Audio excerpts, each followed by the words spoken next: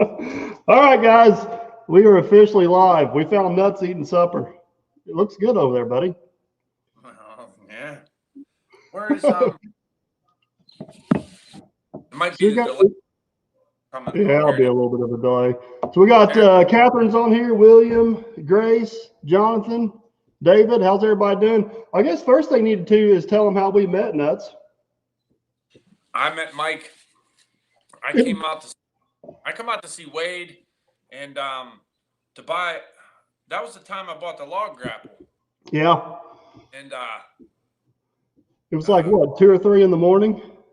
Yeah, we all went out partying and bowling, and we come home, there was no power. Mikey was over the hill digging up the transformers. So that's how I met him. Wade was out there with a flashlight in his pajamas and his Crocs.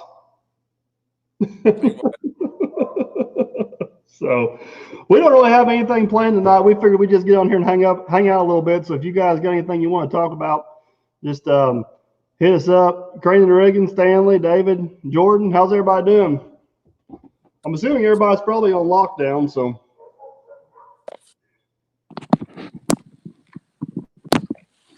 Turn that up a little bit. Did you see where Captain Kleeman gave you a shout out today, Nuts? No, I didn't. Yeah, he was all day. I haven't had a chance to really. I was making some trim, and then when you sent me that link earlier, they had a tree that was like half blowed over in somebody's yard. It was an emergency job. I went over and helped a friend real quick. Yeah, Brad Smith, you're correct. There is a video on Wade's channel about the first time me and Nuts met. That was before I was even doing YouTube. Probably about a year before I was doing YouTube. Yeah, and then you rolled onto YouTube land and ran all 18 wheels. You can go blame that on Wade. Oh, man. All right, Jason, I'll check that out. Hey, Rogue Excavating, how you doing up there? He's up in – is Officer Hoover on here? We've got to behave ourselves if he's on there. I didn't think I seen him. He may have come through so far. Hey, Mark. But no, Captain Kleeman was cutting down a fallen tree, and he warned everybody if you want to watch a professional, go to your channel or Wade's channel. He goes, if you want to see a homeowner struggle, stay tuned. I have to check it out. I haven't had a chance to check up on anybody's stuff yet today. No, I don't blame you. That's why it's hard to explain that to other people that by the time you film your video, edit your video, and upload your video, and then answer all the comments, it don't leave a whole lot of time for watching other people's videos. It's very hard. Yeah. BOT Barry Woodworking. He's up. I see him now. I seen where Keith L. I seen where in Florida they were putting roadblocks at the state line, and they were checking people as they come in.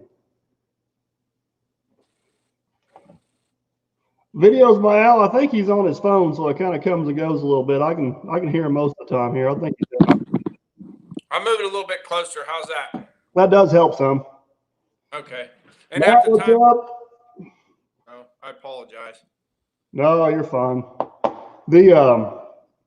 You were asking me how much I've been able to work. I think I said it on the last live feed. The rain's kept me from working more than the dang virus, and I'm afraid it's going to catch up with me at some point. I don't know. We'll see. We'll see what happens. I have a question for Officer Hoover, if he's on here. Yeah, he's on here. I know in Pennsylvania we have that electronic log books for some trucks, and other trucks they don't. As long as they're staying locally, I don't think they have to have them. I'm not sure how all those rules work, but I know in our state they have relaxed the hours of operation. So I think it was 10 hours was all the longer you could be on the road. Now it's, as far as I know, the DOT is not even working. And I know they've relaxed the hours for truck drivers to get, necessities to wherever they need to go in the current state of situation. I don't know if that's true out your way or not. Yeah, me and Hoover talked about that a little bit, and he can chime in here if he can. But I think basically what they've been told is to make themselves present and make sure nobody's just blatantly doing anything negligent, and kind of keeping on that. But they have released some of the hours of service and some of the permits, I think, too. But I'll let Officer Hoover chime in chime in on that. Tim Allen, I appreciate that. I'm assuming that's not the Tim Allen from Home Improvement. That is the guy on Home Improvement, wasn't it, Tim Allen? Yeah, it was. It was. It was. Didn't think I was crazy there. So the I gotta say, one of the most times I had the most fun was when I came out, and just by chance, this wasn't planned, is when we cut the trees together, Mike. On that oh yeah, that was kind of crazy how all that worked out, because that was like probably one of the 2 logging jobs I did all year. And this is a true story. I was sitting on this job, and of course my cousin Eric was helping me some. And oh, bummer, Tim Allen. I'm sure he's probably cooler than the real Tim Allen though. So, but my cousin Eric was coming out and helping me some. And we all know, if you guys watch my channel, I suck with a chainsaw.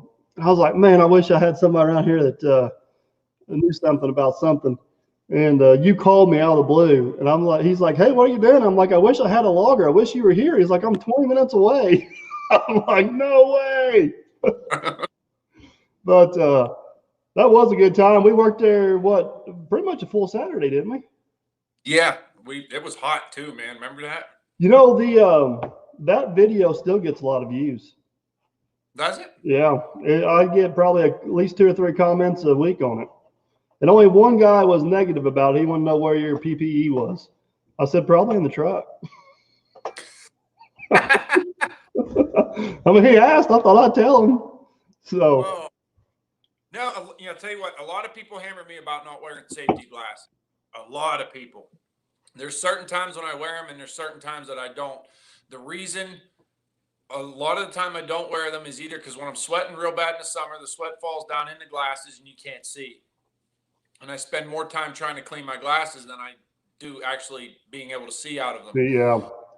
And in the winter, they fog up because you get real hot and you're sweating, but the sweat doesn't necessarily get on the glasses, but the heat from your face fogs the glasses up because they're cold. Me and Wade have had several conversations about wearing chaps. He's like just dead set against them.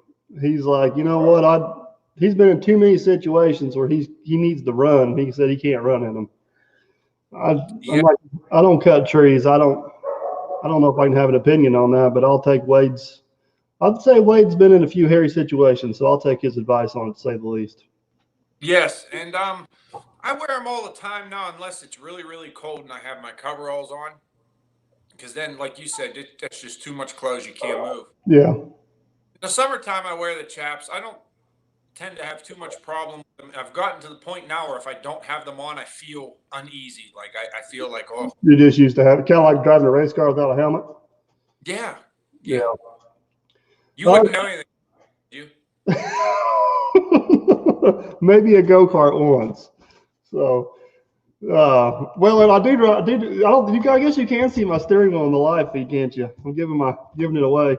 I turned my computer into an iRacing simulator. Jason works a lot's a bad influence.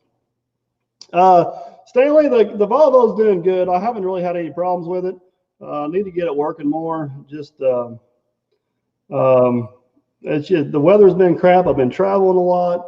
Just a lot of stuff going on. Bobby, you got a question? What is it, buddy? If you guys only knew half the story, Wade, I've known that boy for a long time. Yeah, I do like having the blade on the excavator. I'm sure you guys I posted a video today using the blade. That's one reason why it took me so long to buy an excavator. I looked for almost 2 years to find one, and one of the reasons was I wanted a blade on it. So I'm glad I held out for it. It's definitely. I think one of the last big jobs for the 120 is the one you were down here on, that logging job. Yes. I did a few small jobs up at Wade's with it after that. It was a good machine. It just had so many hours on it. Yeah. Hey, Blake, what's up, buddy? Philadelphia, Pennsylvania. He's up your way. He's closer to Jason, though, I guess. Yeah, he was hitting on the live feed last night, if I remember correctly. Stanley, the 120 is in the shop. Got it pulled apart. I'll be honest with you guys. I got a little bit gun shy about ordering parts with all this virus stuff going on, so I'm kind of waiting to see. How this clears up. go back from there. So, how many horns does the buck have? I have no idea, Bobby. I guess it depends on which one you shoot. Yeah, yeah, that's my angle adjust. Hey. Oh yeah. Mike, Let me say something for Officer Hoover real quick. So, okay. if you guys follow Officer Hoover, you know he had the Freightliner project, and he's trying to sell that right now. So if anybody's interested in a Freightliner project, get a hold of Officer Hoover on his Facebook page, and or on Facebook. It's probably the best way to do it. And I'm pretty sure he'll probably make somebody a deal if it's the right situation. So go ahead there, buddy. Okay. One guy asked where I was from. So full tilt grading. I'm from like Western Pennsylvania. I'm not very far from Pittsburgh. And the other question I had for you, Mike, was is your blade just a two-way up and down, or can you manipulate it like a bulldozer blade at all? No, it's so what I figured out by working it is it's just an up and down. It's all it's got. It don't have tilt, it don't have angle, but you can put like dirt in the bucket hanging off to one side of the machine, and you can get it to cut it at an angle a little bit. But it's, hey, Real McCoy, they call it a backfill blade is what they call it. Okay. But what I probably use that blade for just as much as pushing dirt is like leveling the machine up. So like in your situation, if you're a logger, like I tried to talk Wade to consider one on the den, because if he's down over the hill, he can shove that blade in the ground and chalk himself in the ground where he can pull against it to get stuff up the hill. Does that make sense? Or if you're on a hillside that's not level, you can level yourself up to dig a level hole. So I use it probably for leveling the machine as much as I actually do pushing stuff, if that makes sense. That's one thing I do like about the Volvo blade is it is built extremely heavy, so I'm not real cautious about yanking on it. So Perry, what's up? Jeff, Dozen Dennis, he's up in New York too. I'm sure it's Real McCoy. How are you? What's up, Mike? I know when I worked in construction, Cabelco made. Now they made a model called the Blade Runner. Yes, and you could tilt it. I don't know if you could tilt the blade this way, but you could tilt it. Rogue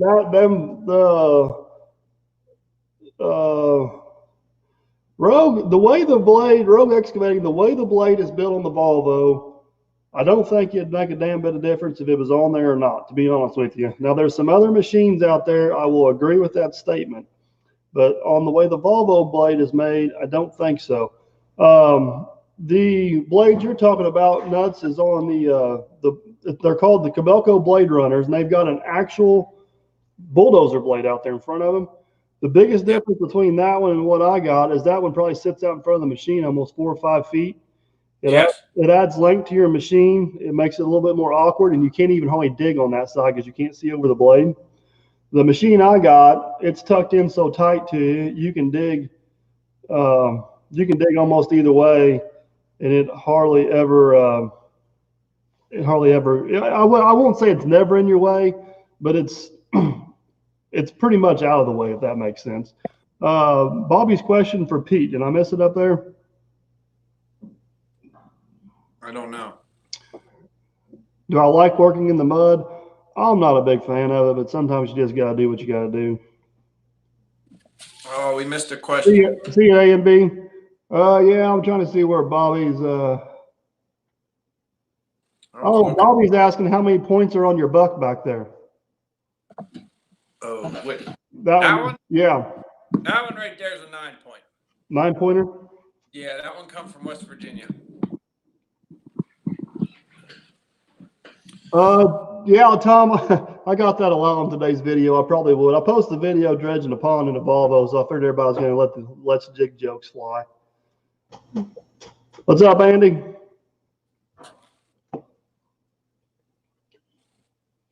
Nuts, I guess we probably ought to say that if they want to watch some good timber cutting videos, they need to get over to your channel and check it out. Well, thank you. Nuts 319. Before I ever even met you, I heard Wade talk about you. All right, now you're blowing smoke. No, I'm not blowing smoke. He said there's only a handful of people on YouTube know how to run a chainsaw, and you're one of them. Oh my. Full tilt grading, that's a great question. I got an angle blade on my 304. It does stick out farther, and it's a 50-50. 50% of the time, it's a major pain in the ass, and the other 50% of the time, it's handy. I don't know. There's days I hate it, and there's days I love it. I looked at a couple other models at the Con Expo out there, and some other manufacturers don't stick out quite as far as mine, but they don't angle as far either. So I don't know. Nuts, I guess you do some excavation work, but it's pretty much based around logging, correct? Yeah, most of the time. I mean, I'll get out and do whatever I can when things are slow.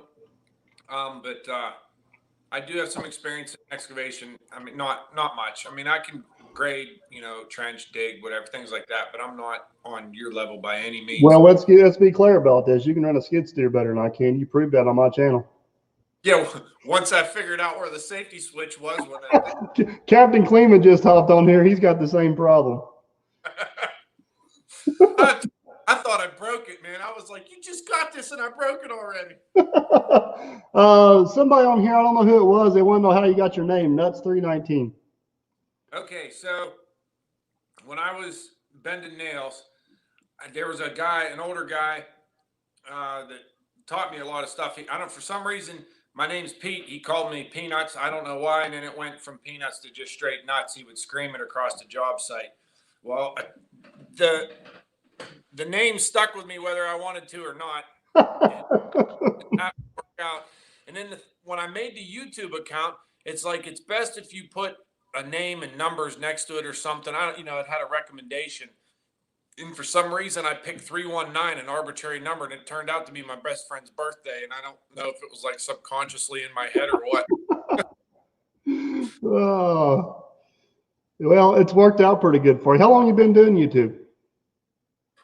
Since 2000, January of 2014, I think. Really? So you've been at it about 6 years?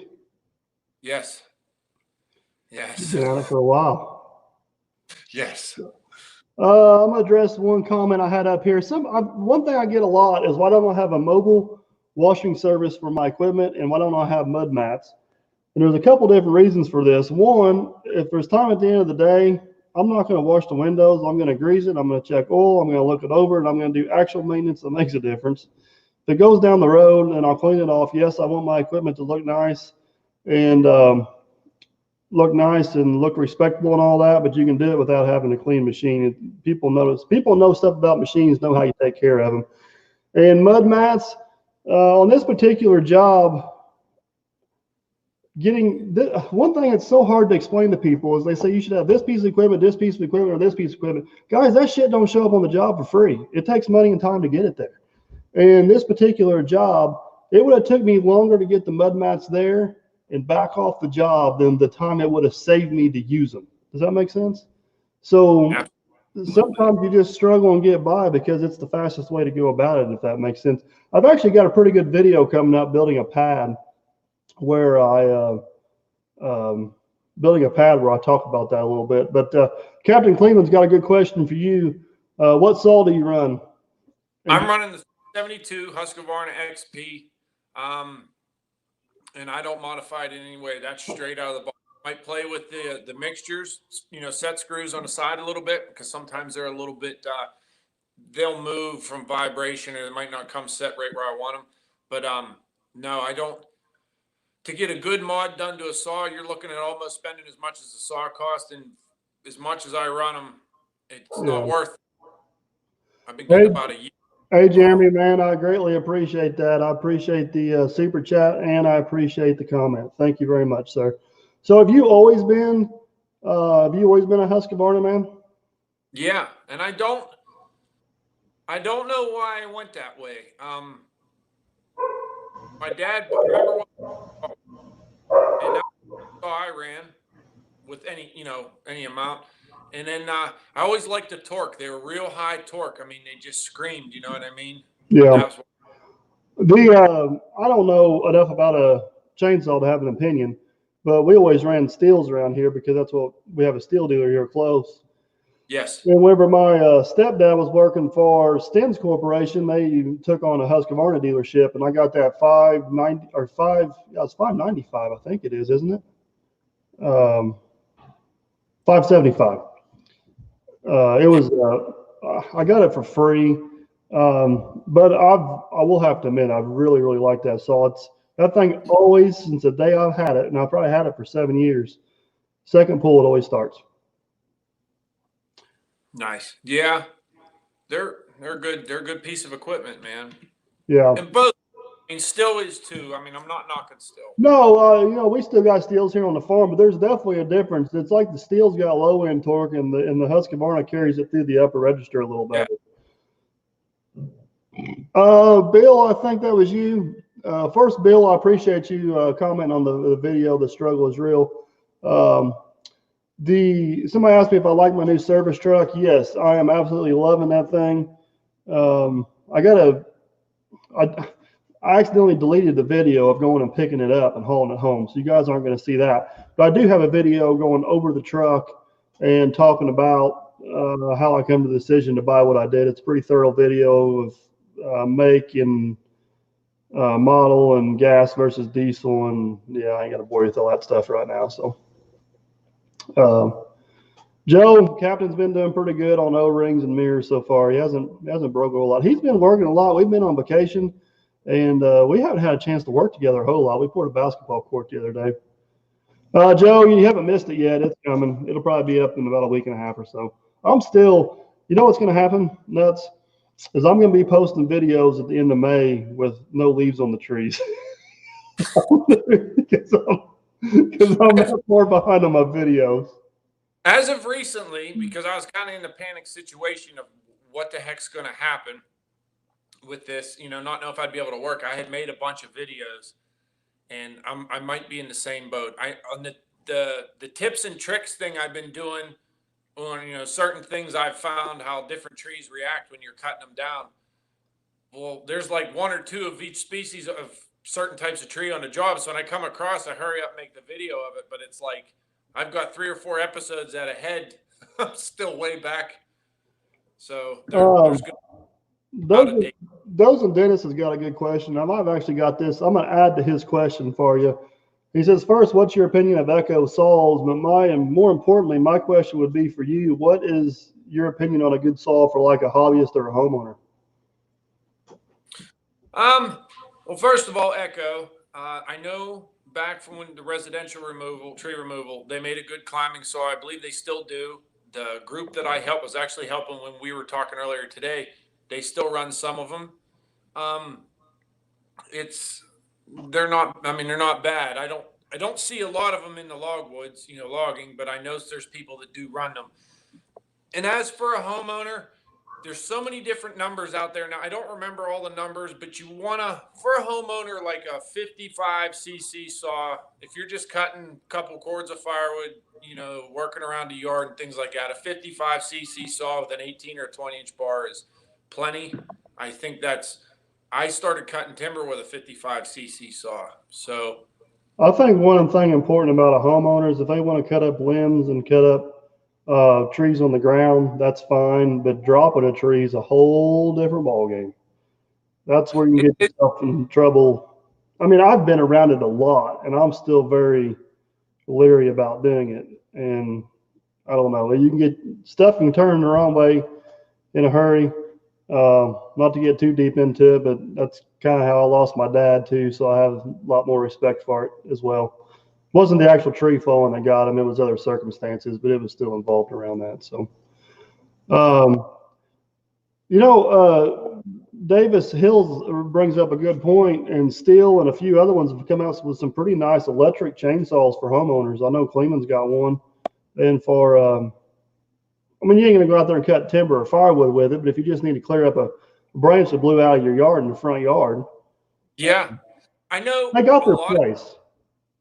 A lot of guys that are using the electric chainsaws, you see them a lot now, like in the mills down by the green chain and stuff, where if you just got to, chop like you got some wane or some, something on one end of your board and you just drop it. You need to make a 10-foot board, an 8-foot, or a 12, a 10. You know, there's a lot of people using them there.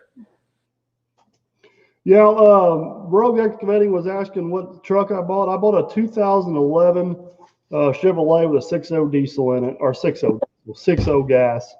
And another guy was asking what type of fuel you run in your saws. I know around here we just have the 90 octane pure fuel. I know my cousin he used to run some airplane fuel in it, but I don't think he does that anymore either. What you just run regular 87 octane is all I've ever ran in them. One thing that I have changed recently is I'm no longer mixing. Husky recommends 50 to 1. I'm now mixing 40 to 1. Really? So you cut back on the oil, huh? I cut back on the gas. I cut back on the gas, yeah. Yeah. And the reason being is the bearings are going out of them. I was getting almost a year to the day out of a saw every time. And there's too much ethanol, I think, in it. And I don't know if it was washing the crank bearings or what it was doing, but it just I mean, it smokes a little more. I could probably go down to 32 to 1, honestly, but I'm playing with the 40 right now, and it's doing pretty good. That's one thing nice about that pure fuel we got there at the Derby Market. It's ethanol free. And a lot of people been running out in their lawnmowers, or anything with a carburetor, to be honest with you, because it's so much, especially if it especially if it sits much.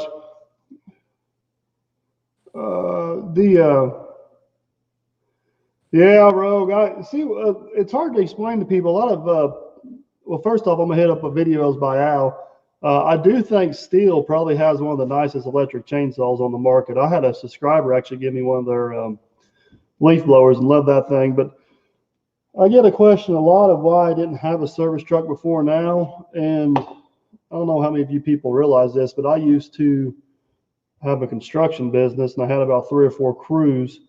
And I never spent any time on the job. I was just driving from job to job to job, managing. So I never had any tools with me. The guys always had the tools with them. Well, now that I've kind of cut back on that and I'm a one-man band, it makes more sense. I got a fly flying around. It makes more sense for me to have a service truck. So I finally picked one up. And yeah, I'm glad to have it. Thomas Johnson, what's up, buddy? I seen you were just live a minute ago. How you doing, buddy? There's Baby Catcher says, how do I mix 40 to 1?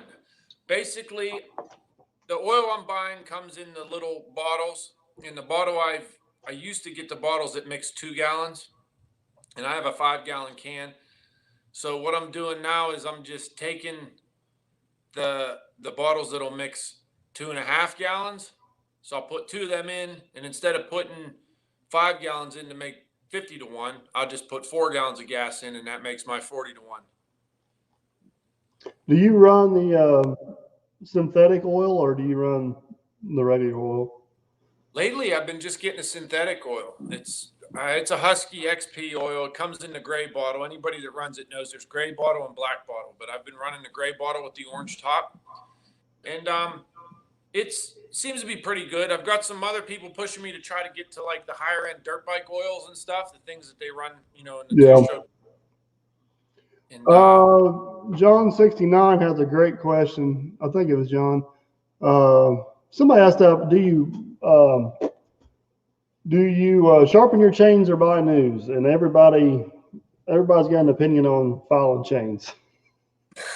Okay, so we'll do the first one here. The Ethanol Shield, yeah, I've run that. They have some of that stuff. You can get it at like Walmart and stuff. I don't know what it does, but you basically can't screw up the mixture, kind of a deal. It comes in a little bottle. I have run that, yes. The new oil I have has something in it for that. And as for the chains, I sharpen. Unless I totally destroy one, beyond repair, which happens from time to time. You hit something. Porcelain insulators from fence lines are good. They'll really trash a chain. But I know for the Oregon chains, I'll sharpen them all the way down to about a third of their life left. And I can get them sharp, but they don't hold an edge as long. I don't know if the temper gets screwed up in the steel or what. But after that, I kind of just hang them on the shelf, and I use them for either, if I got to buck some dirty logs or, things like that, I don't know what I do. I'm going to consider myself a homeowner when it comes to running the chainsaw. But I usually carry a file with me, and it usually will get me through the day. I've got good enough with it from Wade's pointers over the years that I can make do. But I got one of the cheap Harbor Freight grinding sharpeners sitting on my workbench, and I can usually hand file it about 3 times, and I'll have it so screwed up I'll have to put it on that to get my angle and everything back. I still got the new chain you gave me in my truck. I've been saving it for whenever I really need something. I don't want to screw it up. I rolled that day and I looked in the bed of your truck and that saw was sitting there. I just looked at you and Mike, what did you do to this thing? I don't know. Hey, I can run a track out with the best of. You put a chainsaw in my hand, you might as well put an alien spaceship in my hand. Farmer Chris, what's up, buddy? We were working. You'll appreciate this, Nuts. We were working on the water slide today, and I've got Wade convinced that he's going to go down it this year. I told him he hurt my feelings last year by not going down it, so he said he's going down it. He's first one. He's gonna be the first one down it. Mike, I'm coming up. You let me know when it's open. I will drag him up there and throw him. Well, we're gonna have to do it. I'll do it. Farmer Chris has got a hell of a little logging job if we ever get to go ahead on it. You call, I'll be there. Yeah, it's cutting probably, I don't know, Chris can chime in here. We probably got, I'd say 60, 70 trees to cut off a creek. Nice. There was a couple comments up of a fellow named Mr. Mikey D, I think. Yep, I see him. Just in here. But the tribute from Nuts 319 to a subscriber who passed away was one of the nicest things I've ever seen on YouTube, and just wanted to give him a shout and thank you. Thank you very much, Mr. Mike. That was a tough one to make, and I wasn't sure I was going to make it or not, and it's just something I couldn't get off my mind. And Chuck Stevenson was one of the first subscribers to my channel, and like I said, he left some of the coolest comments ever. So thank you for that. I appreciate that. Yeah, some of those videos. One of my early videos was that house fire teardown I did where a family of 4 lost 3 kids. And I just feel like I need to do something because at the time it was so fresh in everybody's mind that it was a really touchy situation. But now as times went on, I've had 2 people comment on that video that they checked their smoke alarms because of that video and their house caught fire. So, if one good thing comes out of that or something, it's Farmer Chris says he's got a half-mile of creek to cut trees off both sides. He just needs to turn us loose on it. So we're ready to go, Chris. Just say the word and here we're going. But yeah, I'll tell you what, Nuts, one of the best videos I think you did, not to take away from that one, is was it called The Life of the Logger, where you had different clips from different people? Yes. Okay. That was basically, I don't know. I honestly don't remember. Sacrifices, I think is what it was called. And I plan to do more. I just got to get more people and getting out, to where everybody has time to sit down and actually talk. It's tough. You know what I mean? Yeah. We're so far apart that it's, you know how it goes. So, but I do plan on doing more. Yeah, I know it is hard to get everybody lined up on that. Looks like Logger Wade got our job there from Farmer Chris.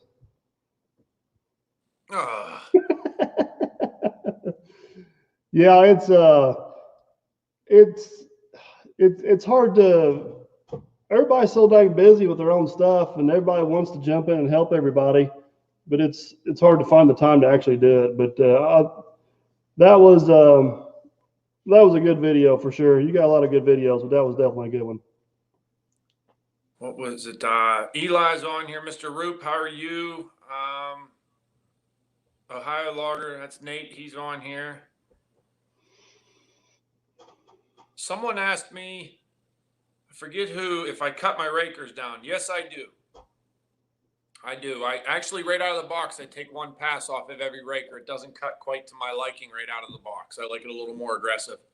Now, that'll also make the chain jump a little bit more if you're not careful, right, as far as kickback? Yeah. I've got in this argument a little bit with Wade. Not an argument, but we bicker back about it. He likes to use the LPX, which kind of has that bumper raker in front of the regular raker, or a bumper. regular raker, and I like the LGX, which doesn't have that in it. So we kind of call the LPX sissy chain because it's got the and he says, "Oh, your chain, it just bounces around too much." I said, "Well, you just got to, you got to eat your Wheaties, lift them more weight so you can hold that saw a little tighter." Well, once you get it, what I'd call engaged, you get it, biting wood, it usually goes pretty good, but it can definitely give you a pretty good kick if you're not careful. Rogue Excavating, be careful, man. Thanks for stopping in. See you, buddy.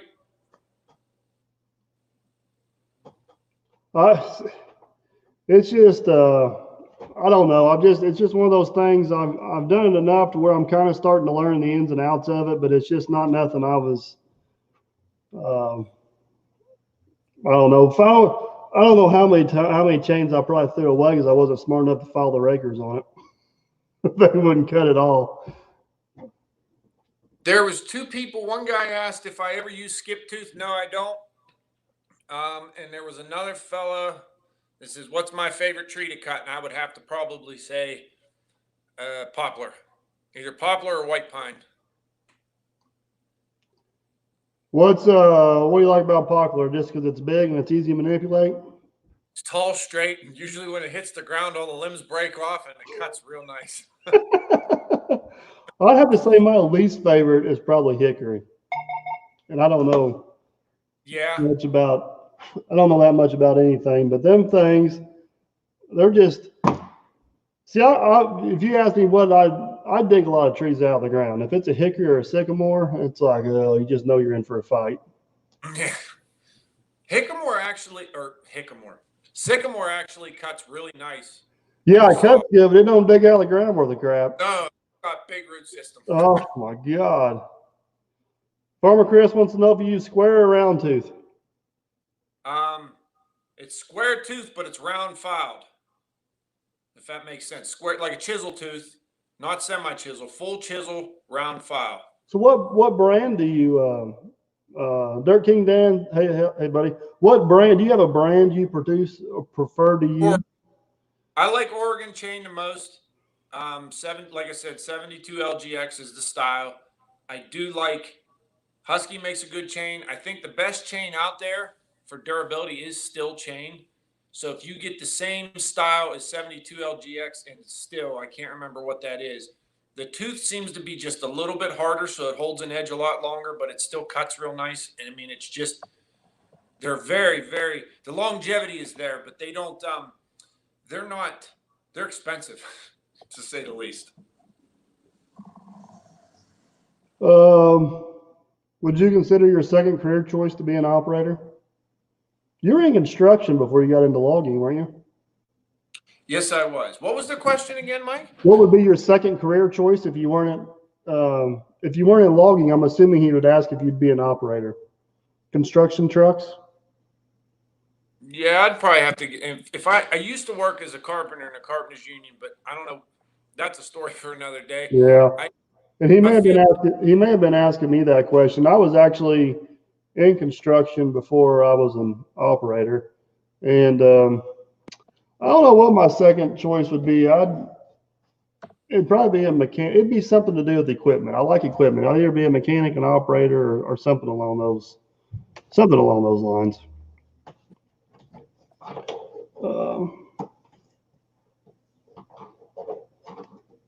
Still, high logger. Still chain around me is $20 for 20-inch, $18 for Husky. I've been talking to Nate about that. I'm gonna have to get a few off of him. Is it different places around the country as far as price? Someone must have bought a whole bunch of it and, able to have their price down. Because every time I look for them, like any of the little local dealers around here, now where I'm from is not. There's no loggers by me. I'm probably the closest logger to me is probably 50 miles away. Really? Yeah, it's just not something you do around here. There's too many green weenies. Now, do you mostly log on private property, or do you do any government logging at all? A little bit of government. I've done some stuff for some airports. We've done some stuff. I'm trying to think. I haven't done any state ground yet. No state or federal, but the guy that I've worked with in the past is doing a job for the fella that buys. I'm cutting some timber for right now. They're doing a bunch of uh, national forest over in the Wayne National Forest in Ohio. They're cutting over there. Now you did several of your jobs you did last year. Is you were doing clear cuts for housing developments, weren't you? Yes, yes, absolutely, absolutely. And if anybody watched, I did some of them back cutting job videos. I don't know, I can't remember which one they were, but that was for a proposed housing plans Yeah. coming. Well, I remember you showed me some pictures of that one you did, and it was just a massive ravine down there. You said they filled in. Oh yeah, yeah, yeah. I got to go back here and see what that looks like again. Yeah, that was going to be quite the project there.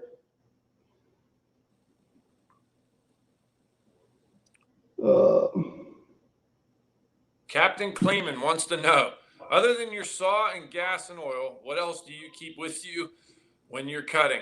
Like just on my person, or like what do I bring to work with me? I'd say he's probably asking your tool belt or whatever you want to call it. What do you pack around in the woods with you?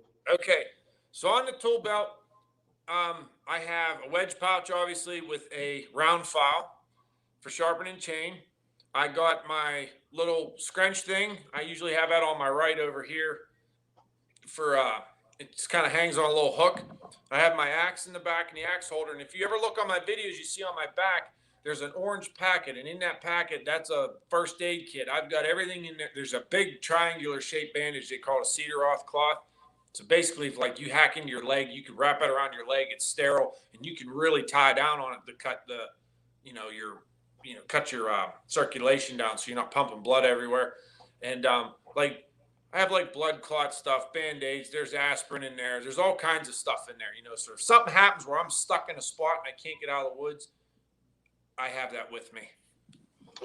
A good question. I don't know who asked up here, but so do you buy your chains in a big long row and make your chains, or do you buy them already made up in lengths? And what's the advantages of doing one or the other? Okay, I buy them just pre-made loops because you can get the loops for the same price you can buy the raw chain. And you don't have to worry about making it up? I don't have to worry about making it up, so it saves me time. Plus, I don't have to pay for the spinner and the breaker. And I think it's like $150 for the pair of them. You know what I mean? Well, there's always a misconception if you buy stuff in bulk, it's cheaper. And some people just don't do the math to figure out it's possibly not. But then the other thing is the people that's making the pre-made loops, they're buying it in even bigger bulk, so they're getting it even cheaper yet. Well, and you don't have a chance of having that one weak link that you made up. I mean, every link's a factory link. Yes. So so did you end up buying a skidder? I did. I had a skidder for about 8 months. It was to the point where I found that I could lease some equipment cheaper than I could own my own. And then it's somebody else's problem if he breaks. See you, Chris. I'll catch you later. Farmer Chris is heading out. See you, Farmer Chris. So whose skidder were you? I'm sorry, I'm fully up on your videos, but whose skidder were you working on with the transmission problems where the light kept coming on? I lease. That's one you lease? Yeah. Gotcha. Okay. I sold mine. A fella in the eastern part of the state, actually, eastern part of Pennsylvania, came and bought it. Now that was an old cat skidder? No, that was a John Deere 648G. I used to run a 518, but the motor blew up in it, and he's still getting that redone.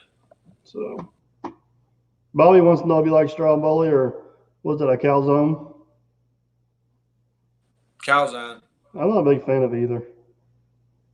Give me a straight up pizza. That's all it is a pizza folded. It's not the same. I'll have this argument with my wife all the time. Oh. Captain Kleeman got a little bit of excitement last night. He was on duty at the fire station whenever the tornado come through. I think it just missed his territory from what I gathered. I think they had a little bit of damage, but not a whole lot.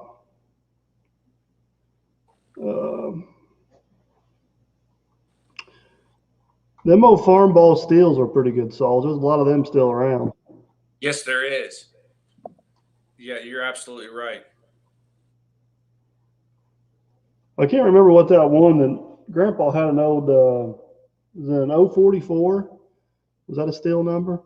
Yeah, it is. I don't know. He threw it over in the scrap pile. I think I went online and bought a jug and a piston for it for like $40, and I ran that thing for a good long while before it finally bit the dust. Hey, MLH, what's up? MLH. MLH is a good dude. He's helped me out a lot of times. Yeah, he is. Well, I've talked to him quite a bit and met him in person once. He's a smart cookie. Yep, he come up to the. Remember we did that? Oh, what was it called? Hoosier Hardwood Festival, I believe it was. Yes. So somebody asked if I have a racing wheel here. I think it was Thomas Johnson. Yes, this is my new hobby is iRacing. I'm getting better at it. If anybody on here is on iRacing, you'll have to look me up. I think it's Mike Simon 4 is what I am. 802, I can still work with the shutdown. It's the weather that's holding me back, but we're able to do some stuff. Jason, did you have some gator meat? He was asking if you liked your gator meat.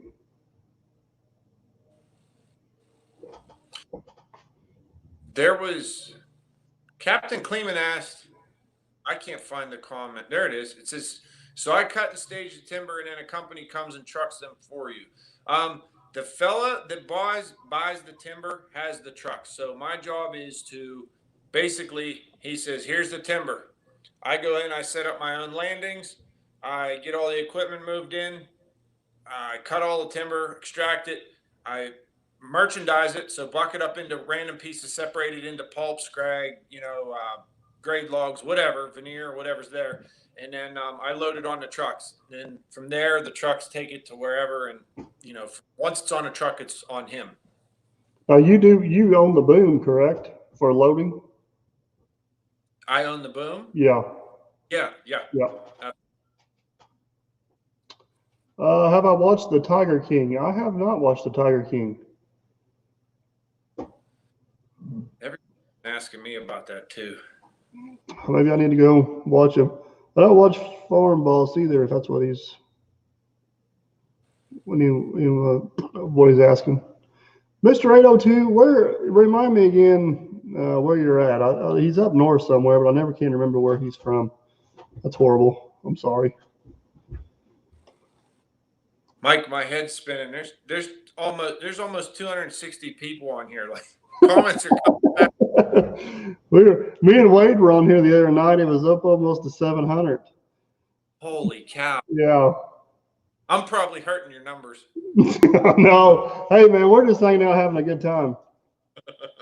Full tail grading, I can answer for you, and then he can elaborate on it. He's a one-man band. Yeah. There's every once in a while, there's a certain fella from Ohio that'll come over and help me. But yeah, I'm pretty much on my own all the time. I cut, skid, buck, load, work on equipment, grease, all that stuff.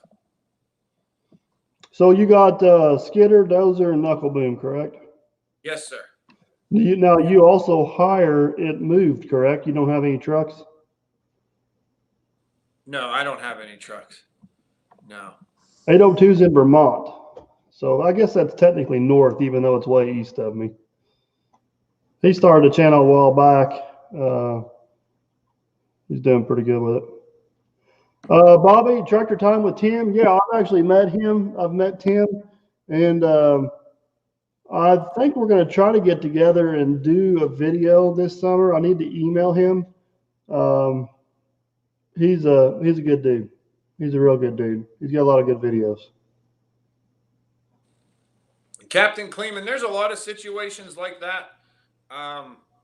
Some guys own their trucks. Some guys don't own their trucks. Sometimes the mill either pays contract drivers to pick the logs up. It's kind of just,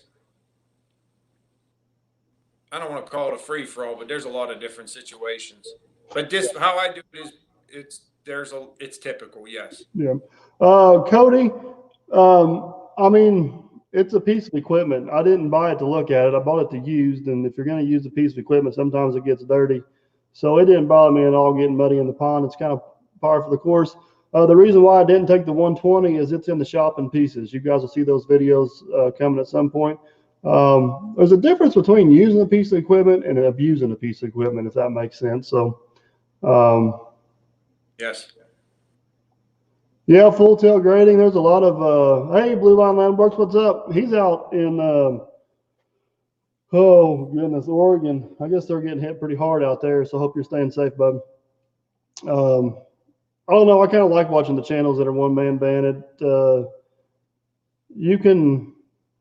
feel like you get a better, more honest appreciation for what they're doing because those guys are actually doing it and not telling you about how it's done. Does that make sense? I gotta say, the one thing that I find the hardest about being in the situation I'm in is I see, like, especially with YouTube now, I can see like how Wade's doing something. I can see how another, like Thomas Johnson does it. I can see how someone else is doing something. And it's like, I know what I need to make it as most streamlined and as efficient as I can, but in not having the capital or the money to be able to afford certain machines, being that you're only a one-man band, is the most frustrating thing. Well, and time management becomes key. Yes. Because the hardest thing I find is it's not doing the work is the easy part. It's looking at the jobs, getting all the logistics and everything organized, being there. Because you can literally waste a day and a half to get to a job to do a 4 or 5 hour job. You know what I mean? By the time you get everything rounded up, and it's, I don't know, it's just, it's hard. And, in the logging industry, I mean, if the logging industry goes to the crapper, logging's logging. I'm a little bit more fortunate in the excavating business where I can branch out and kind of do a few other things, but we're kind of all in the same boat too. So Bobby wants to know if you've ever seen Bigfoot or any crazy creatures. You see that shirt there? Every day I look in the mirror,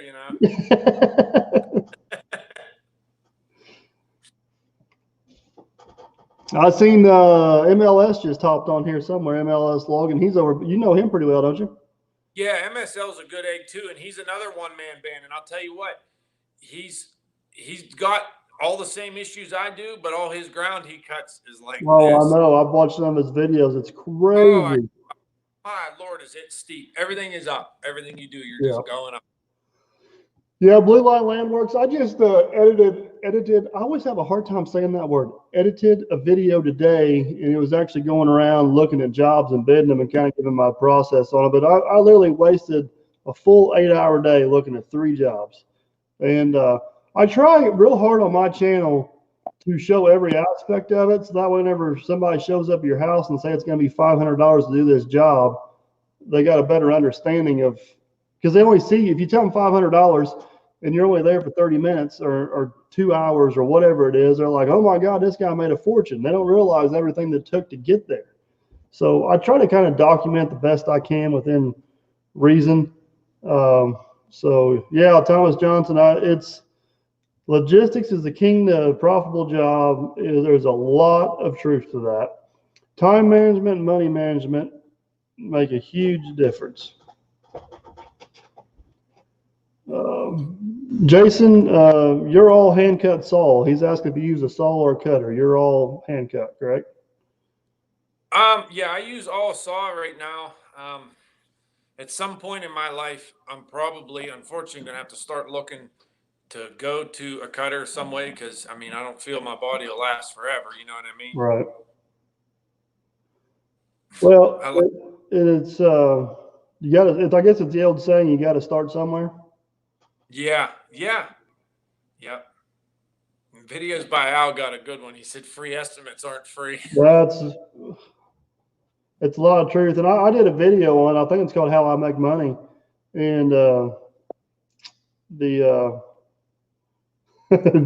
Captain Kleeman, Jerry and the man behind. Don't be giving Aaron too much credit there, Captain. We'll never hear the end of it. You see, he broke into my shop and put this back there. Do you see that up there, man behind the scenes? He's trouble. He's been locked in a power plant, so Now, Stump Jumper, where's he at? He's close to you too, isn't he? He is 90 miles. Well, not quite 90, but if you drive it, it's 90. If you take the highway, north and east of me. Gotcha. He's an hour and a half away. I'd like to meet him one day. He seems like a pretty cool dude. Trip, man. He's helped you out quite a bit, hasn't he? What's that? I said he's helped you out a little bit over the years, hasn't he? He helped me out tremendous. I mean, I feel indebted to him forever. Yeah. I've tried whatever I can to help him out in situations when I can. But I mean, he is a smart cookie. That's, if you see Todd on here on the comments, that's his brother. Really? Todd's still in Rhode Island. Todd Reynolds, or which Todd? Todd Reynolds, yes. That's Stump Jumper's brother. Yes, it really? is. I had no idea. Yes, it is. Well. Oh, speaking of which, okay, because I was thinking of construction equipment, I seen something on here the other day that was at Con Expo. They had this case skid steer that had metal tracks on it and a bulldozer blade on. Did you see that thing? Yep. That thing looks stout. It did look stout. We were talking about that for a while. I don't know at that point. I don't know what the difference would be just buying a small dozer, but it was definitely built. I don't know how well I'm not a big fan of a dozer blade on a skid steer because a skid steer is not weighted the same as a dozer. And you got to think about your up and down as it's the whole boom going up and down instead of the blade hinging. But where I thought that thing would be really handy, isn't it Eli Ruff? Is that his name? Has got the cutter attachment for the skid steer? Yes. Yes. I could see that thing. That's where I think it would shine, especially if you could get some wider shoes on that thing where it'd float a little bit. Because that's where them rubber tracks on a skid steer will they will float across the mud, but they have no traction. You just kind of got to run and gun. Does that make sense? But with those steel tracks, I think you could probably be dangerous with a cupper head. And I've been meaning, he just bought that head whenever I met him at the show. And I've watched a few videos he's put up on it, but it seems like he's getting along with it pretty well because he's actually got the same skid steer I do, Kubota. Yeah, he's got the newer version of it. I don't want to say kids. One of the guys on here, Ohio Logger, a lot of them around here are doing it in the place of a knuckle boom. They'll skid their logs in and they'll buck them up by hand and then they'll stack them and merchandise them with the skid steer. And that's the first thing I thought, man. Yeah, Eli's on here. He just said, yeah, it's working great. Eli, what do you think about having steel tracks on that rig instead of your rubber tracks? I mean, you know better than anybody probably. I'm just kind of curious what your thoughts on that. And Todd, I appreciate that. I appreciate that a lot. I had no idea you and Stump Jumper were brothers, but that's awesome. I outed you, Todd.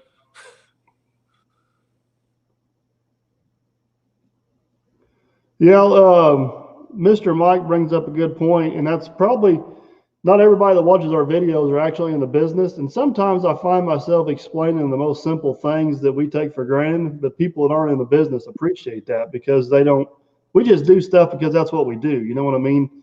And so I think that's one reason why myself and a few others have been so successful, including yourself, is, take the time to explain it where people they don't have to guess what's going on. They actually know what's going on. I'm not saying the case skid steer is a good skid steer. The idea of steel tracks in certain situations, I think is a good idea. Is the best way to do that. If I was going to start, so Tim Freeman, if I was going to start in the excavating business, the first thing I would buy is a mini excavator, and probably the second thing I would buy was a skid steer. And then the third thing I would buy was probably a 12 to 15 ton excavator. I'd probably go in that order. You got to start. One of the best pieces of advice I can give somebody is don't jump in over your head and start chasing your tail from day one. You got to kind of nobody knows what they need until they've actually started doing the work. Bobby Livingston, I'm in Pennsylvania, buddy. And if you guys get a chance, don't forget to go over and sub to your channel, Nuts319. I'm sure if you search him, he'll come up pretty quick.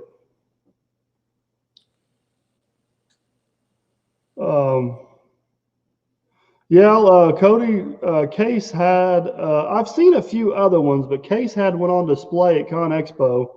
and it was a 100-horse skid steer with steel tracks on it, like an actual dozer undercarriage. It would be like a miniature high-track dozer.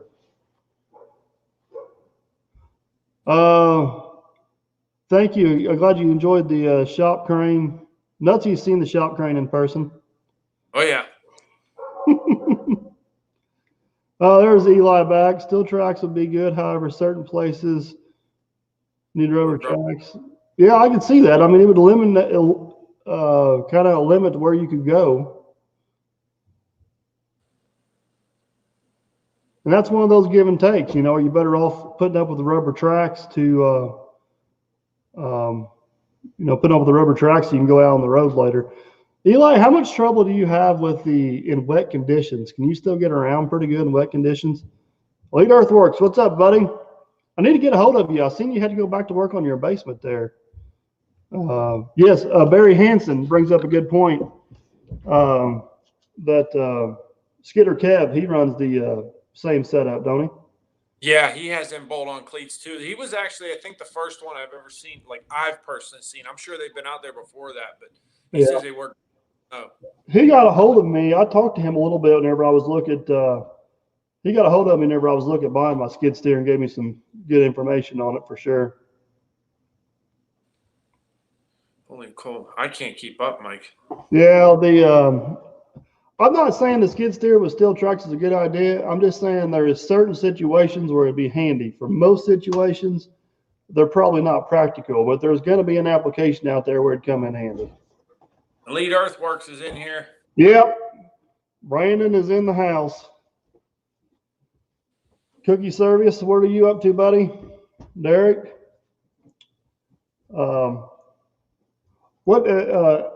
MSL, he's all hand cut too, isn't he? Yes, he is. Me and him, we have a lot of conversations about the cutter thing. Like, thinking about a cutter. I found one, and I don't know if we both talk each other out of it each time, or if we, I don't know. It's funny. Yeah. Somebody commented the rubber tracks float over mud. Great. I agree. Rubber tracks float over mud. Great. But that's all you're going to do is drive over it. You're not going to pull anything, push anything. It'll get you from point A to point B, but you're not going to have any traction doing it. I may have experience with a skid steer in a pond that did not get videoed to prove that. Once I started sliding, I didn't stop. MSL, no, actually it was almost 80 degrees today, windier and all get out. So we'll see what tomorrow brings, but boy, did we get a ton of rain. Wow. It was windy here today, but we got lucky. The rain kind of split us, so it wasn't horrible. Oh man, it was just the ground everywhere right now is about like peanut butter, but it has a crust on top because the top dried out. Of course, that wind will help. Yes.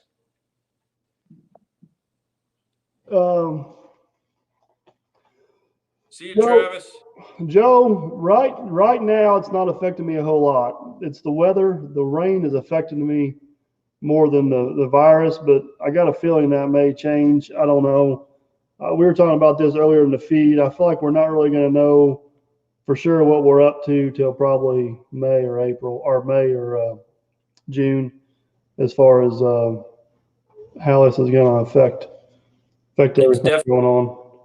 Yeah, it's definitely affecting the timber industry. Some areas it's making it better, and some areas it's hurting it. So on what end, whether you're pulp or grade, you know what I mean?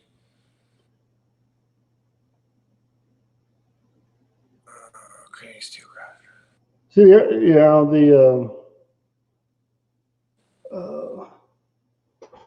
Brad, where's Brad Smith at? Do you know where he's from? No, I can't say. I think he's told me before, and I feel horrible. I don't remember. Hey, Alex, what's up? I would like to try a skid steer with steel cleats on it just for the heck of it to say I've tried it.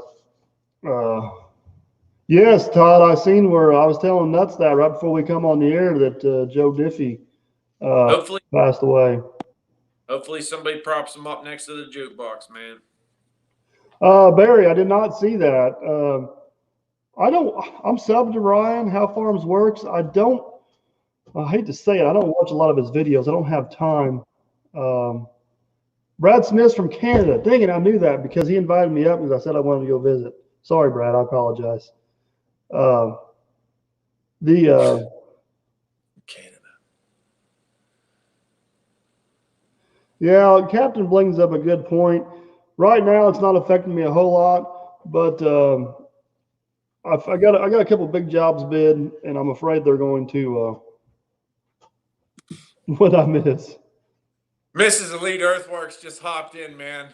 She's right about. She come in ready to party. Yeah, she did. I was wondering where she was. So, hello, Miss Elite. How are you this evening? So I don't know. I feel like I'm not really going to know how the virus is going to affect the excavating business for a while. I feel like it's going to catch up with us.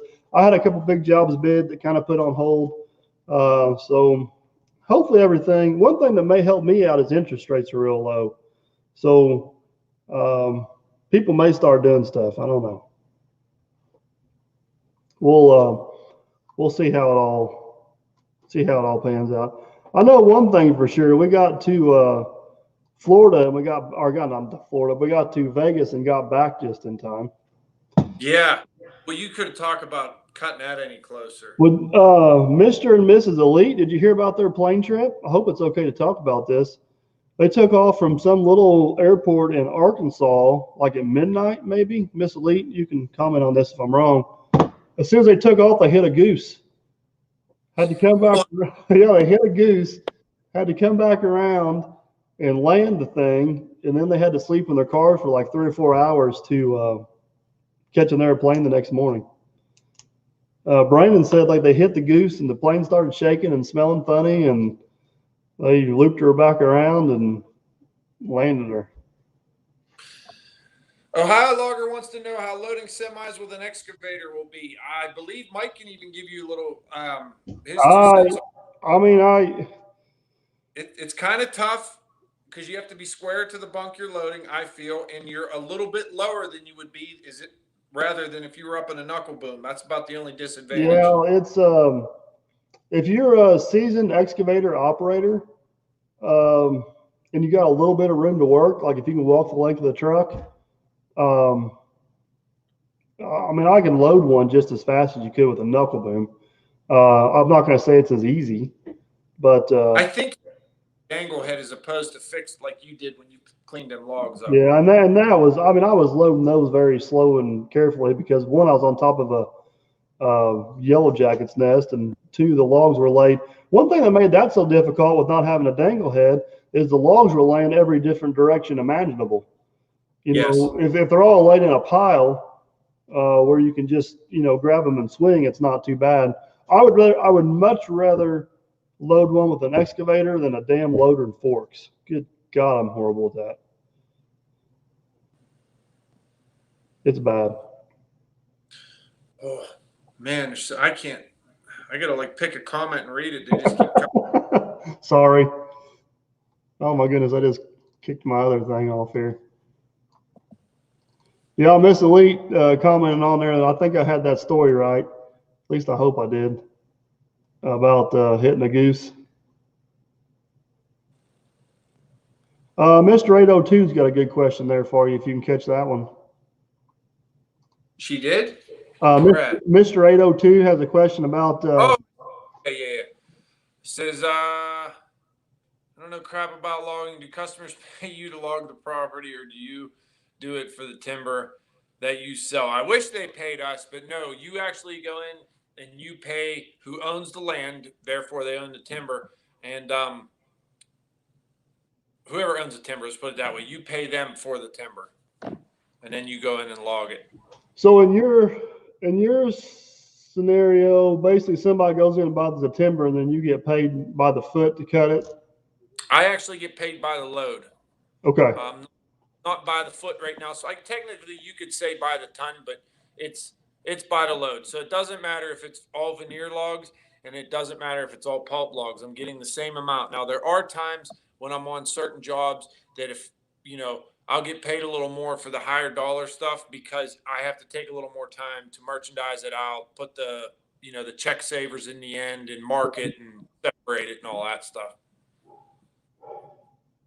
Yeah, Brad Smith, I have a video of me loading a load of logs with a loader and the forks, and it is oh my God, it's horrible. That's the job you helped me cut. I think I know who cut them. God almighty. There's still one log down over the hill in the ditch on the other side, and I said, the hell with it. I ain't going after it. Just get down there. What did it do? Roll off? Rolled off the other side. And then I will say this much, though. If Wade's on here, he's going to get mad at me. I got all the logs on the truck and did not damage anything. And whenever he went to unload them, a log rolled off and smashed my fender and smashed it. So I do have that going for me. Oh, man. Yeah, Blue Line says my cousin Eric, he's a one-man band just like you, and he pretty much cuts for one sawmill. And he actually gets paid by the board foot. He owns the knuckle boom, he owns the loader or the skidder, and then he gets paid. The sawmill cuts him a check every Friday based on the footage he put through there. Yeah, a lot of that up here. Well, and I think that just kind of goes on however you set it up with whoever you're working for. We'll see your videos. No, what did I miss up there? No, Al's just he had to run for a little while. He said. Oh, see you, buddy. And I think, as far as how you get paid to cut, I think that's a little bit about me and excavating rates and minimum hours. You kind of got to do what everybody else around you does. Whatever the norm is for your area. Louisiana Dirt, hey, buddy. Joseph Massioni, I'm from Western PA. I hope I said your last name right. I hope I didn't butcher that. Don, yeah, the old steel tracks on the rubber tires, they work good for a while. I think they eventually catch up with you, but they're actually hard on tires, especially if you're running a lot of gravel and stuff. But they do work. Yes, full tilt grading. We did get some of the jobs I did. Basically, people have well pads coming on their property, and they'll have us come in and timber it before the well pad even comes in to do the clearing. But I haven't done too much well pad work, like clear it for a gas company. I haven't got into too much of that. They typically stick with the bigger contractors. Yeah, Blue Line. I can see how that works out. Blue Line Landworks, Craig, I think he's got a deal with Tiger Cat. I think he's going to shoot a couple of drone videos for them out there when they're doing some stuff on the West Coast. Man, good for him. He makes a mean video. Yeah. I always forget. We probably ought to shout out a few channels. We got Blue Line Landworks. We got Digging Dirty. We got Miss Elite Earthworks, Mr. Elite Earthworks, Mr. 802's in here. Full Tilt Grading's in here. MSL's in here. Louisiana Dirt's in here. Yeah, all good channels. So if you guys want to go check them out, I'm sure I missed somebody. I'll try to catch them here in a little bit. I apologize. See you, Kyle. Have a good one, buddy. See ya. Tom, that's a good question, and I'll be honest with you. I don't think you're ever going to get a track that's better than a factory track. I've ran some aftermarket stuff and got by with it. I don't know. Sometimes it's hard to justify that. So, yeah, Blue Line Landworks is Nutsy. You may not even know this. My wife started a YouTube channel. Oh yeah, I know that. The purpose of this YouTube channel is to make fun of me. Like, she videoed me cooking a while ago, of all things. I seen that at the pancake. Yeah. Yeah, and she's almost got 1,000 subscribers. Uh-huh. It's ridiculous. It's absolutely ridiculous. She's like, if you're not in the videos, nobody watches my stuff. I said, well, I just go and show you who's the star of the show. That's when I get hit and sleep on the couch. I forget what the last one was she put up, but she disabled the comments for it. But YouTube flagged it as made for kids, and nobody's at YouTube right now, and she couldn't change it. Yeah, Brandon comments there, and Brandon probably knows more about rubber tracks than I do, but Mr. Works a Lot made it. Hey, Works a Lot, look, I still got my wheel here, and I'm going to kick your butt as soon as this is over with. Thanks, Todd. Appreciate that. But yeah, YouTube marked it as made for kids, and nobody's at YouTube right now, so you can't contest it or whatever or have it reviewed. Yeah. So, well, she's not monetized, so it's not like it really matters. I hope she's not. Me too. One time I marked it for kids. It was something with a Rotobeck and a land clearing thing, and it did the same thing. I don't know why it takes the comments away. Yeah, I don't. I hope she's not on here. She's probably going to kill me if she hears me say that, but that's all right. I'm probably a dead man anyways and just don't know it yet. Works a lot.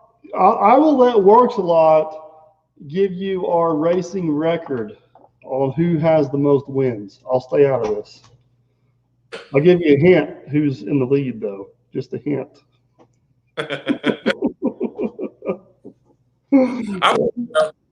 I got to get some seat time in this go-kart this summer. You're coming back to visit, right? Yeah, I'm not afraid of no virus. Are you? No, it's going to be go time here before too long. Okay. Yeah, Brad wants to know if I don't know. We'll have to ask Miss Elite that one. She's got quite a few subscribers too, and no videos. No one runs equipment like me, she says.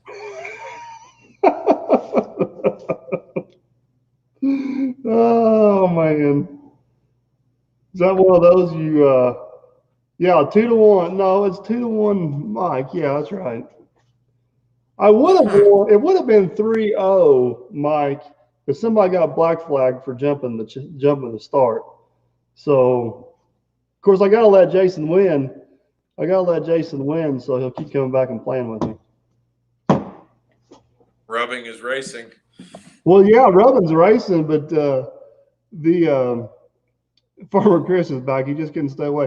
Rubbin's racing, but Jason's more like a dart that just like.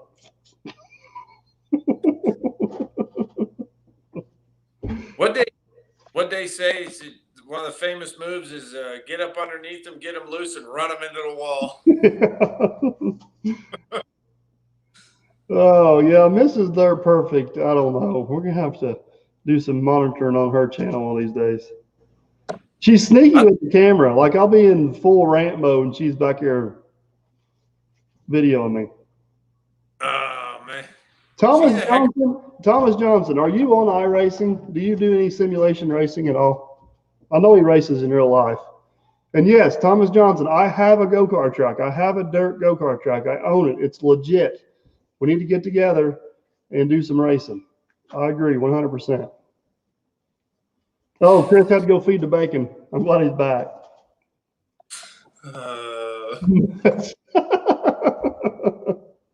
He hit me one time and got send me what Thomas Johnson, we need to do some racing, bud. You need to teach me some stuff. I'll have to get your contact information from Wade or something. I would tell you to send me a friend request on iRacing, but I don't even know how to tell you to do that. I think it's Michael Simon 4 is who I am. I'm new to it, man. I've done a lot of simulation racing, but it was on PlayStation. All right, I'm gonna take a picture of that. I'll get it before it goes away. This is important stuff here, Nuts. Important stuff. Picking up on that. Oh no, I lost it already. No, there it is. I'll see if I can find you, buddy. I do have to say that Mrs. Elite Earthworks is one of the best comment moderators you will never have a live feed. Yes, she is. She's also like one of the best commenters. She's got the. Yes, works a lot. Get him linked up with us. You're more computer savvy than me. I need somebody that's yeah, Captain Kleeman, rub it now in. Captain Kleeman's throwing darts. Rub it in. Rub it in, buddy. I'm not the one that sits in the recliner all day. I've got an actual racing simulator rig built, but I got to get some cables to where I can hook it to my computer because it just don't work. Just don't work right here. Yeah, Miss Elite, William. Do you have William Harrison on your channel? he's got some good comments. And DC, always look forward to their comments. Sabotage. Todd, see you, Todd. See you, Todd. Did you meet Captain Kleeman while you were down? I did not. I'm not even sure if he was even on YouTube while you were here. I don't think he was. He just got started. I forgot when he started. It was late summer, maybe right after you left. He's over 7,000 subscribers now. I know you guys just ran me all you ran me over. I'm trying to grab a hold of you and pull you back up.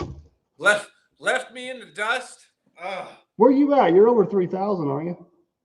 I just popped 3,500. Did you? Well, that's Not pretty good. Whenever you were down here visiting with me, you only had like 1,800, so you're doing good. Yeah, I had that one video, the stuck bulldozer, and then you did a shout out, and it went through the roof. Awesome. Cody Miller, we have a video of me and Captain Kleeman racing the C8500. Blue Line Landworks. I'm running a Case 850K Series 2 LGP dozer with a Allied winch on the back. I got a Barco 225 and a 748 G2 log skidder and a CTR bucksaw.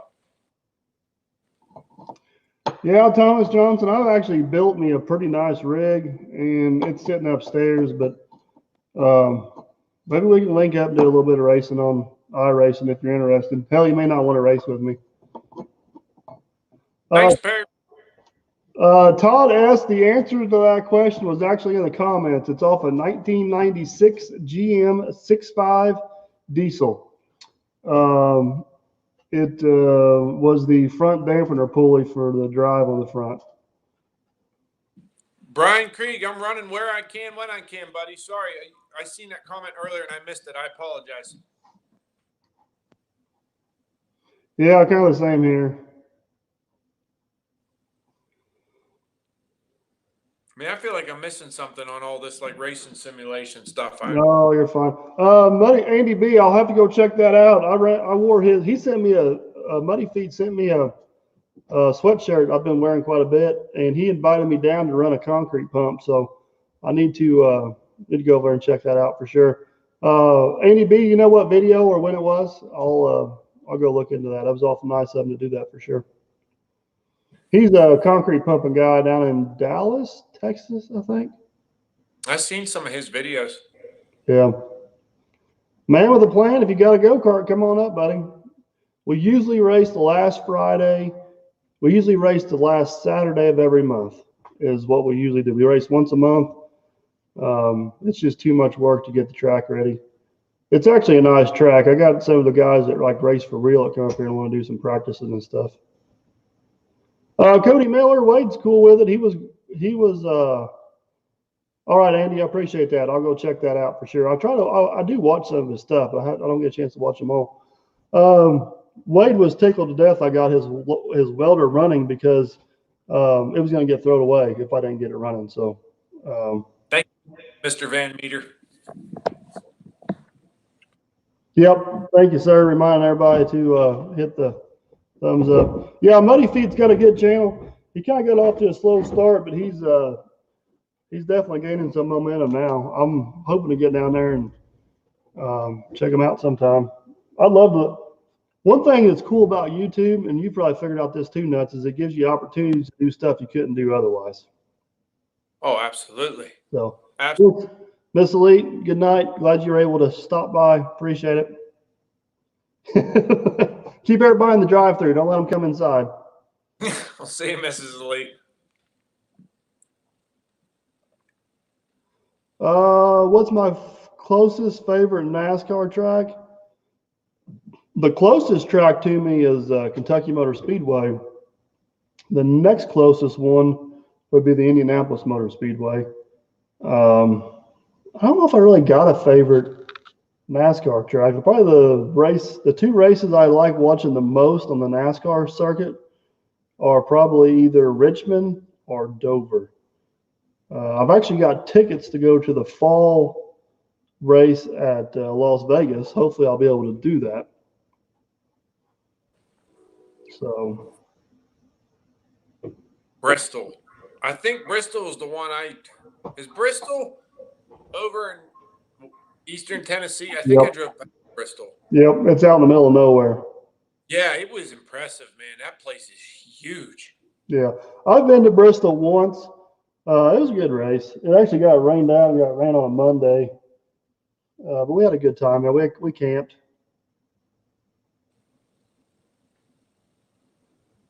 Yeah, what?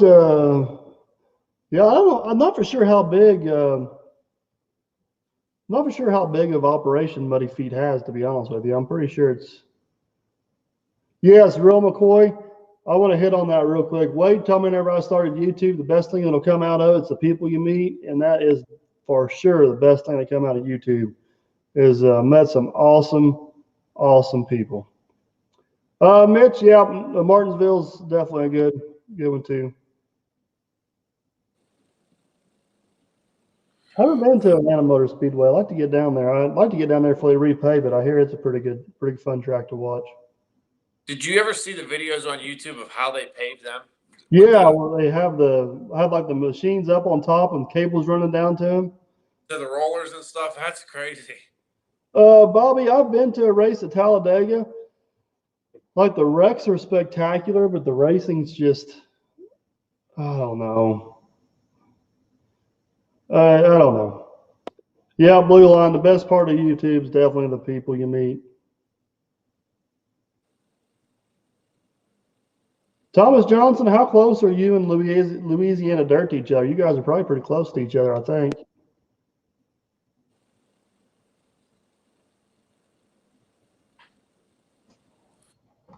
So, well, Nuts, we probably ought to wrap this thing up. I know I got to work tomorrow. I'm not sure what you got going, but I got a truck or two to load in the morning, and I have to meet somebody actually about another job. Funny. So, all right, so don't forget to tell everybody, go over and check out your channel, Nuts 319 YouTube. Yeah, I don't feel right doing this, but go ahead. If you guys are interested in hand cutting videos and logging videos, you come over to here, right here. I think it says Nuts 319, and type that in. You should be able to find me pretty easy. Now, according to Wade, you're one of the 3 people on YouTube knows how to hand cut. I got to get him on camera saying that. I'll try to do it. You can do it. You can do some sneak cam. You're closer. So. Yeah. You know, everybody's got this misconception of me and Wade see each other like every day.